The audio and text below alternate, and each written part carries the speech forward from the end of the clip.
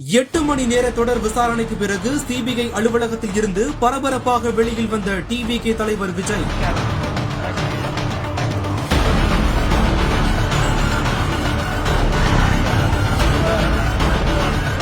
சோர்வான முகத்துடன் காரில் இருந்து இறங்கி கை அசைத்துவிட்டு மீண்டும் காரில் ஏறி சென்ற காட்சிகள்.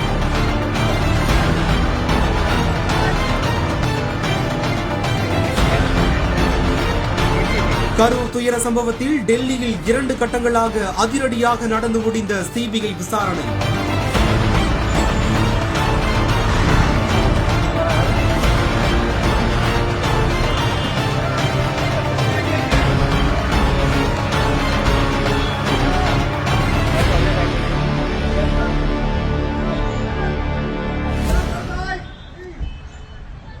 में निकल जाएगा, बैठ जाएगा।